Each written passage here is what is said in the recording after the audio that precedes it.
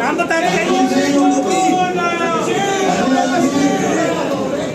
लोकसभा के चुनाव मतलब होता है लोकतंत्र का महापर्व, और लोकतंत्र के महापर्व पे सबसे ज्यादा जो लोकतंत्र को मजबूत करने का काम किया है वो जे.एंड.कश्मीर ने किया है, और कश्मीर में भी बारामूला ने किया है, क्योंकि इतिहास में पहली बार 56% वहाँ के लोगों ने पोलिंग की है। ये लोकतंत्र के लिए हमारे लिए बहुत गर्व की बात है, और उन पर तमाचा है जो अलगाववादी होते थे या जो आतंकवाद की बात करते थे, और 370 का हटाना मोदी जी का बिल्कुल सही साबित हुआ है, ये भी पूरी तरीके से तय हो। एक तो ये बात है। दूसरा ये है कि लोकसभा के चुनाव में जो हम लोगों को फीडबैक आ रही है उसके हिसाब से मोदी जी ने जो 400 पार का नारा रखा था वो नारा 2 जून को पूरी तरीके से कामयाब होने जा रहा है।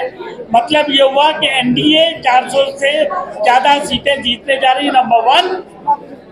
और नरेंद्र मोदी जी तीसरी बार 4 या 7 तारीख को देश के प्रधानमंत्री की शपथ लेने जा रहे हैं। यह भी देश की जनता को इसके लिए बधाई के पात्र हैं। और ये जब मैं बात कहता हूँ तो ऐसे ही नहीं कहता हूँ। 10 साल में जो इस सरकार ने काम किए, जो देश का माथा ऊंचा किया, जो देश का गौरव ऊंचा किया, पूरे विश्व में ऊंचा किया। आपने देखा होगा कि G20 का कितना सफल प्रायोजन किया, राम मंदिर कितने सफल तरीके से बनाया, गरीबों को कैसे मुफ्त अनाज देके उन्होंने भोजन की व्यवस्था की, गरीबों को शौचालय बना के दिए, गरीबों को मकान बना के दिए, और स्किल इंडिया डेवलपमेंट खोला, इंडस्ट्रीज को आने के लिए तरह तरह की सुविधाएं प्रदान की। और मुझे ये बताते खुशी है कि जम्मू एंड कश्मीर में भी डेवलपमेंट हो रहा है। और जब मैं डेवलपमेंट कहता हूँ तो कहता हूँ कि एम्प्लॉयमेंट जनरेट हो रहा है।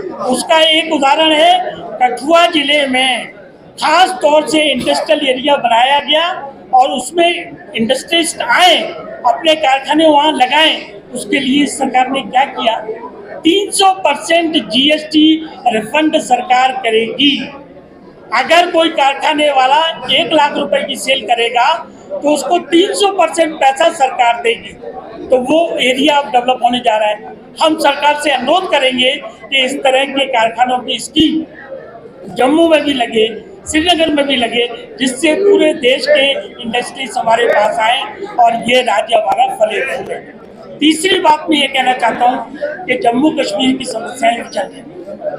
जैसे ही नरेंद्र मोदी प्रधानमंत्री की शपथ लेंगे उसके तुरंत बाद हमारी पार्टी जम्मू एंड कश्मीर को पूर्ण राज्य का दर्जा देने के लिए अपनी डिमांड पुरजोर तरीके से उनके सामने रखेगी।